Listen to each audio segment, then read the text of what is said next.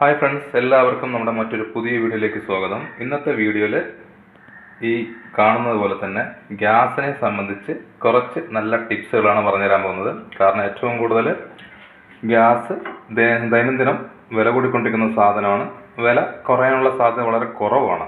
അപ്പോൾ കുറച്ച് കാര്യങ്ങൾ ശ്രദ്ധിക്കുകയാണെങ്കിൽ നമ്മൾ 1-2 മാസം റെഗുലറായിട്ട് ഉപയോഗിക്കുന്ന ഗ്യാസ് നമുക്ക് 3-4 മാസം വരെയൊക്കെ സുഖമായിട്ട് ഉപയോഗിക്കാൻ പറ്റും. അതിനുള്ള ടിപ്സുകളാണ്. അപ്പോൾ എല്ലാവരും ഒന്ന് കാണുക. അറിയുന്നവരാണെങ്കിലും അറിയാത്തവരാണെങ്കിലും ഒന്ന് വാച്ച് ചെയ്യുക. അപ്പോൾ ഗ്യാസിൽ മെയിനായിട്ട് ഉണ്ടാകുന്ന ഒരു പ്രശ്നം എന്ന് പറഞ്ഞു കഴിഞ്ഞാൽ ഫ്ലെയിം കുറയുക. നമ്മൾ കുറേ ഉപയോഗിക്കുന്ന ഗ്യാസ് ആണെങ്കിൽ തീർച്ചയായിട്ടും ഈ ഒരു പ്രശ്നം എല്ലാവർക്കും ഉണ്ടാവും. അപ്പോൾ ഇത് കുറച്ച് മോഡൽ പഴയ സ്റ്റൗവാണ്. ഒരുപാട് പേര് ഈ ഒരു തരം സ്റ്റൗ ഉപയോഗിക്കുന്നവരുണ്ടാവും. അല്ലാതെ പുതിയ മോഡലിലും ഫ്ലെയിമിൻ്റെ കുറവുണ്ടാവുന്നതാണ്. അപ്പോൾ അങ്ങനെയുള്ള എല്ലാവർക്കും ഈ ഒരു ടിപ്സുകൾ ഉപയോഗപ്പെടുന്നതാണ്. ആദ്യം നമുക്ക് ബേസിക് ആയിട്ടുള്ള കാര്യം തന്നെ ശ്രദ്ധിക്കാം. അപ്പോൾ ഗ്യാസ് സിലിണ്ടർ നമ്മൾ എടുക്കുന്ന സമയത്ത് ഇല്ലെങ്കിൽ അവർ കൊണ്ടുവരുന്ന സമയത്ത് നമ്മൾ ആദ്യം ശ്രദ്ധിക്കേണ്ട ഒരു കാര്യം എന്ന് പറഞ്ഞു കഴിഞ്ഞാൽ ഗ്യാസിൻ്റെ എക്സ്പയറി ഡേറ്റ് ഒന്ന് ശ്രദ്ധിക്കുക. അത് വളരെ വളരെ ഇമ്പോർട്ടൻ്റ് ആയ ഒരു കാര്യമാണ്.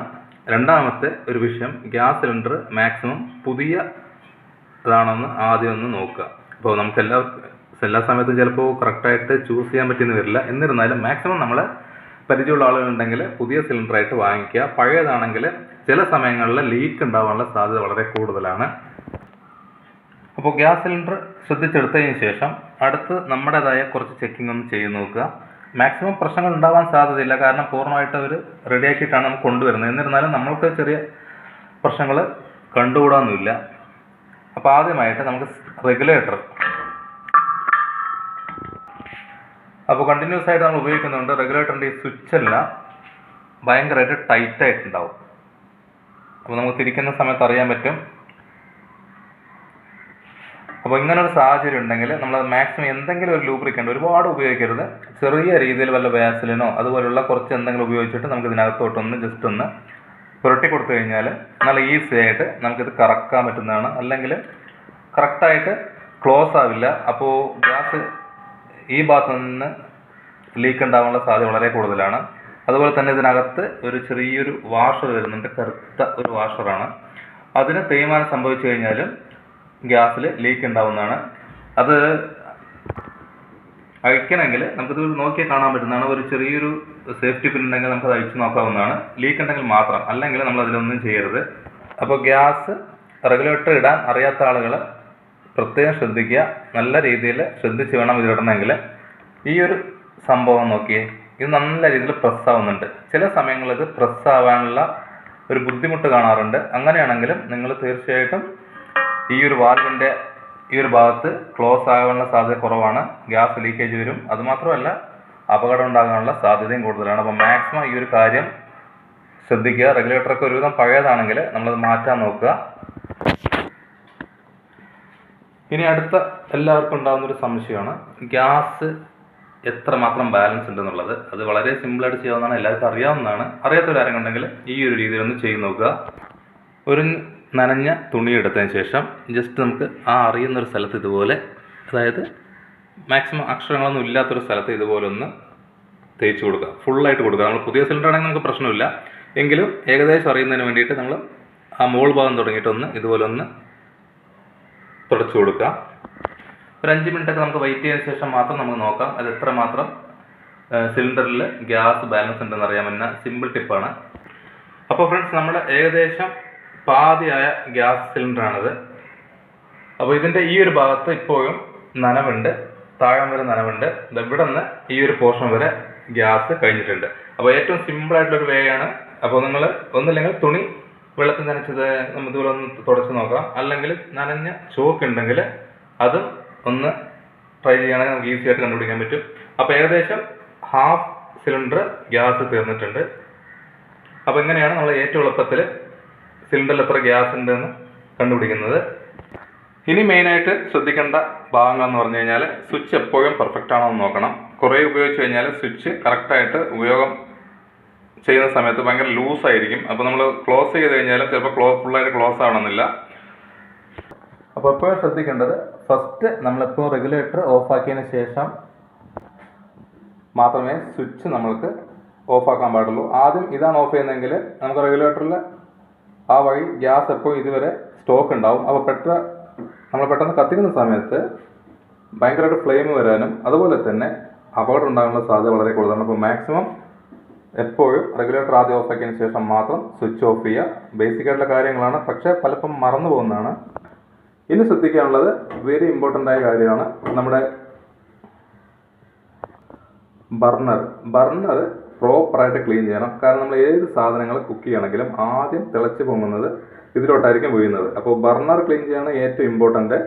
അത് നമ്മൾ വെറുതെ വെള്ളത്തിൽ വാഷ് ചെയ്താലൊന്നും ബർണർ ക്ലീൻ ആയിട്ട് മാറാമെന്നില്ല. കാരണം നമുക്ക് ഇങ്ങനെ കണ്ടു കഴിഞ്ഞാൽ ഇതിൽ ബ്ലോക്കുകളൊന്നും അറിയില്ല, ഇഷ്ടംപോലെ കരിപ്പൊടികൾ ഉണ്ടാവും.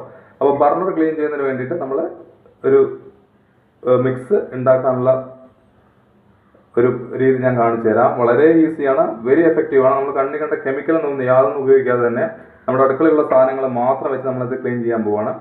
അതുപോലെ തന്നെ ഈ ഒരു ഭാഗത്തുള്ള അഴുക്കുകളെല്ലാം നമുക്ക് പെട്ടെന്ന് മാറ്റിയെടുക്കാൻ പറ്റും. അപ്പോൾ ആദ്യം നമുക്ക് ബർണർ ക്ലീൻ ചെയ്യുന്നത് എങ്ങനെയെന്ന് നോക്കാം. അപ്പോൾ നമുക്ക് ക്ലീൻ ചെയ്യേണ്ട ബർണർ ഒരു വേസ്റ്റ് പാത്രം എടുക്കാം. അതിൽ ഇമ്പോർട്ടൻ്റ് സാധനം എന്ന് പറഞ്ഞാൽ ടൂത്ത് പേസ്റ്റ് ആണ് കേട്ടോ. അപ്പോൾ ഏത് തരം പേസ്റ്റ് വേണമെങ്കിൽ ഉപയോഗിക്കാം. മാക്സിമം വൈറ്റ് പേസ്റ്റ് ഉണ്ടെങ്കിൽ അത് കുറേ കൂടി യൂസ്ഫുള്ളാണ്. അപ്പോൾ കുറച്ച് ടൂത്ത് പേസ്റ്റ് ഇതിലോട്ടൊന്ന് ഒഴിച്ചു കൊടുക്കാം. അപ്പോൾ കുറച്ച് ടൂത്ത് പേസ്റ്റ് എടുത്തിട്ടുണ്ട്. അടുത്ത ഒരു ഇൻഗ്രീഡിയൻ്റ് എന്ന് പറഞ്ഞു കഴിഞ്ഞാൽ വിനീഗറാണ്, വൈറ്റ് വിനീഗർ. വെരി എഫക്റ്റീവാണ്. നമുക്ക് ഒരുപാട് കാര്യങ്ങൾ ഈ വിനീഗർ വെച്ച് ചെയ്യാൻ പറ്റും. കുറച്ച് വിനീഗർ മിക്സ് ചെയ്യുക. നമ്മൾ വെള്ളം ഉപയോഗിക്കരുത്. നമുക്ക് വേണ്ടത്ര സൊല്യൂഷൻ വിനീഗർ വെച്ച് തന്നെ നമ്മൾ ഉണ്ടാക്കാൻ ശ്രമിക്കുക. അതിലോട്ട് ഒരു നുള്ള് ബേക്കിംഗ് സോഡ, ലൈം ഉണ്ടെങ്കിൽ ലൈം ഉപയോഗിക്കാം, അല്ലെങ്കിൽ ബേക്കിംഗ് സോഡ ആണെങ്കിൽ കുഴപ്പമില്ല. ഇത് മൂന്നും കൂടെ നന്നായിട്ടൊന്ന് മിക്സ് ചെയ്യുക. അപ്പോൾ നല്ലവണ്ണം മിക്സ് ആക്കി എടുക്കുക. ആ ടൂത്ത് പേസ്റ്റ് കറക്റ്റായിട്ടൊന്ന് മിക്സ് ആവണം. അപ്പോൾ ഇതുപോലെ ഒന്ന് മിക്സ് ആക്കിയതിന് ശേഷം നമുക്ക് ബർണർ ഇതിലോട്ടൊന്ന് ഇട്ട് വയ്ക്കാം. വേറെ ഒരു സൊല്യൂഷൻ ചേർത്തിട്ടില്ല. ഈ ഒരു 3 ഐറ്റംസ് മാത്രമേ വേണ്ടൂ. വളരെ എഫക്റ്റീവായ ഒരു സൊല്യൂഷനാണ്. ഒരു കുറച്ച് നേരം, ഒരു 1/4 മണിക്കൂർ തൊട്ട് ഒരു അരമണിക്കൂറോളം മാക്സിമം ഒന്ന് മാറ്റി വയ്ക്കുക. അപ്പോൾ എപ്പോഴും നമുക്ക് എല്ലാ ഉപയോഗം കഴിഞ്ഞ ശേഷം മാത്രം ഈ ഒരു കാര്യം ചെയ്യുക. അപ്പോൾ കുറച്ച് നേരം ഒന്ന് വെയിറ്റ് ചെയ്യട്ടെ. അപ്പോൾ ഇവിടെ നമ്മളൊരു 15 മിനിറ്റ് മുതൽ ഒരു 20 മിനിറ്റ് വരെ നമ്മൾ മാറ്റി വെച്ചിട്ടുണ്ട്. അതിനുശേഷം നമുക്കിതാ ഈ വെള്ളം ഒന്ന് കണ്ടു കഴിഞ്ഞാൽ തന്നെ മനസ്സിലാക്കാൻ പറ്റും. നല്ല രീതിയിലുള്ള കരിപ്പൊടി വെള്ളത്തിലോട്ടായിട്ടുണ്ട്. പ്ലെയിൻ വാട്ടർ ആയിരുന്നു, കാരണം വിനീഗർ വൈറ്റ് വിനീഗർ ആയതുകൊണ്ട് വളരെ ക്രിസ്റ്റൽ ക്ലിയർ ആയിരുന്ന വെള്ളമാണ്. ഇപ്പോൾ ഓൾമോസ്റ്റ് നോക്കിയതാ. അപ്പോൾ ഇതുപോലെ നിങ്ങൾ ചെയ്യുകയാണെങ്കിൽ എത്ര പഴയ ബർണറാണെങ്കിലും നമുക്ക് പെട്ടെന്ന് തന്നെ ക്ലീൻ ചെയ്തെടുക്കാൻ പറ്റും. അപ്പോൾ ക്ലീൻ ചെയ്യാന്ന് ഉദ്ദേശിക്കുക നിങ്ങളിതിൻ്റെ കളറ് മാറാമെന്ന് ഉദ്ദേശിക്കരുത്. കാരണം കുറേ വർഷങ്ങൾ നമ്മൾ ഉപയോഗിക്കുന്ന സമയത്ത് ഈ ഒരു കളറേ ഉണ്ടാവുകയുള്ളൂ. പക്ഷേ എങ്കിൽ നമുക്കിത് ഹോള് കണ്ടില്ലേ, ഈ ഹോള് വല്ല കരട് വെച്ച് അടഞ്ഞിട്ടുണ്ടെങ്കിൽ നല്ല രീതിയിൽ ഗ്യാസ് ലീക്ക് ആവുന്നതാണ്. അപ്പോൾ ആ ഒരു ബ്ലോക്ക് മാറ്റുന്നതിന് ഈ ഒരു സൊല്യൂഷൻ വളരെ ഉപകാരപ്പെടുന്നതാണ്. അതുപോലെ തന്നെ നമ്മൾ സാധാ കരിപ്പൊടികൾ ഉരച്ച് കളയണമെങ്കിൽ ഒരുപാട് ബുദ്ധിമുട്ടാണ്, പെർഫെക്റ്റായിട്ട് പോകണമെന്നില്ല.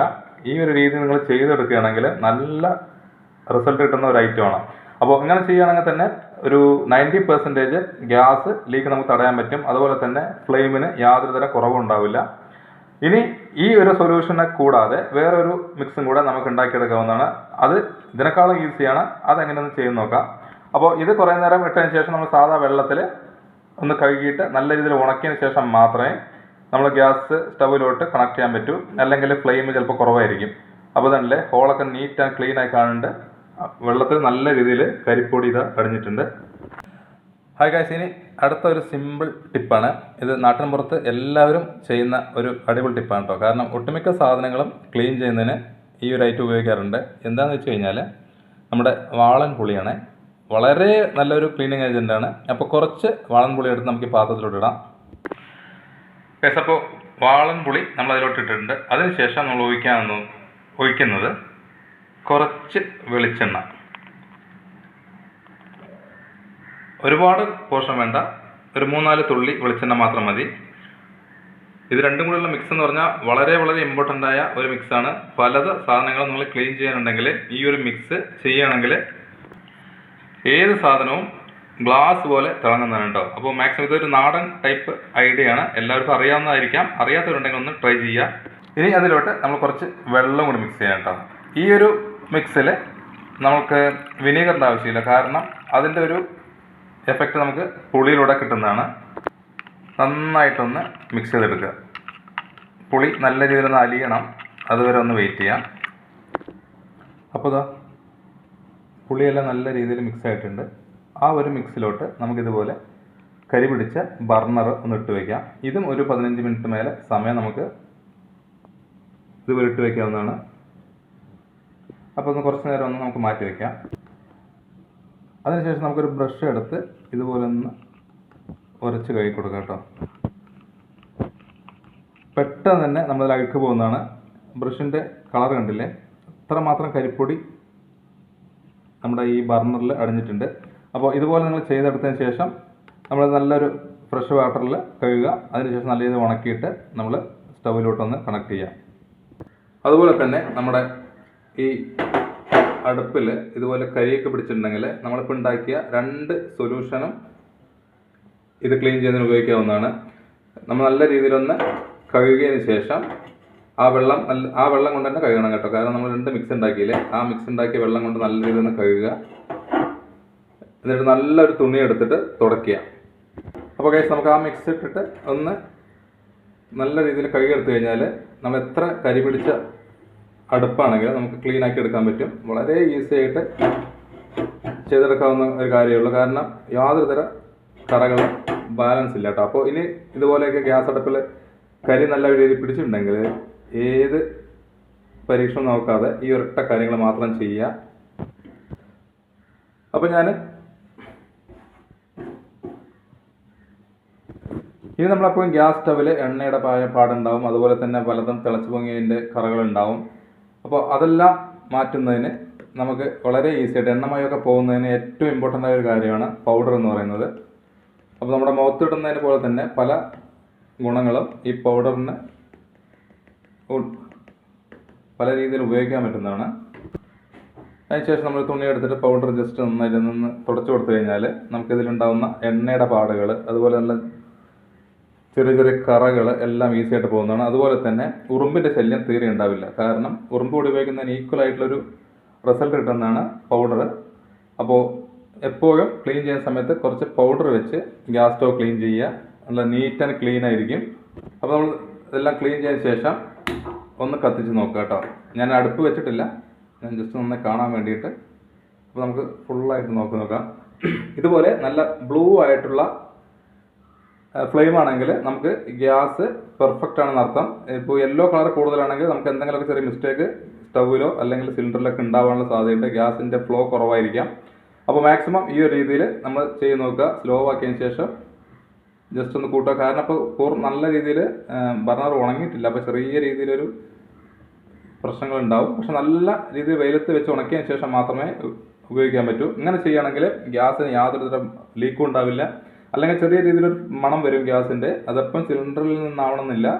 അപ്പോൾ മാക്സിമം ശ്രദ്ധിക്കുക. ഇതിനകത്തുള്ള നമ്മുടെ ഒരു ഗ്യാസ് പാസ് ചെയ്യണ പൈപ്പെല്ലാം ക്ലീൻ ആയിട്ട് നോക്കുക. അപ്പോൾ ഇനി എല്ലാവരും നിങ്ങൾ ബർണർ ക്ലീൻ ചെയ്യുന്ന സമയത്ത് ഈ ഒരു രീതിയിൽ ക്ലീൻ ചെയ്ത് കഴിഞ്ഞാൽ നല്ല രീതിയിൽ ഫ്ലെയിം കിട്ടും. അതുപോലെ തന്നെ ഗ്യാസ് 3-4 മാസം വരെ ഈസി ആയിട്ട് ഉപയോഗിക്കാൻ പറ്റുന്നുണ്ട്. അപ്പോൾ എല്ലാവരും ഈ ഒരു സിമ്പിൾ ടിപ്പ് നോക്കുക. അപ്പോൾ ഈ വീഡിയോ തുടർന്ന് നിർത്താൻ പോവുകയാണ്. അപ്പോൾ നമുക്ക് ഗ്യാസ് സ്റ്റവിൽ പ്രശ്നമുള്ളവർ നമ്മുടെ വീട്ടിൽ തന്നെ നമ്മൾ തന്നെ ശരിയാക്കാവുന്ന കുറച്ച് പ്രശ്നങ്ങൾ മാത്രമേ ഉള്ളൂ. അപ്പോൾ ഈ കാര്യങ്ങളൊക്കെ ഒന്ന് ട്രൈ ചെയ്ത് നോക്കുക. അപ്പോൾ അടുത്ത വീഡിയോയിൽ വെറൈറ്റി ടിപ്സുമായി കാണുന്നവരേക്ക് എല്ലാവർക്കും ഒരിക്കൽ കൂടെ ബൈ. നമുക്ക് സ്വിച്ച് ഒന്ന് ഓഫ് ചെയ്യാം കേട്ടോ. അപ്പോൾ എല്ലാവരും വീഡിയോ മറക്കാതെ അത് കാണുക, ഒന്ന് ലൈക്ക് ചെയ്യുക, ഷെയർ ചെയ്യുക, കമൻറ്റ് ചെയ്യുക. ആർക്കെങ്കിലും ആവശ്യമുണ്ടെങ്കിൽ ഒന്ന് ഷെയർ ചെയ്ത് കൊടുക്കുക. Okay, by.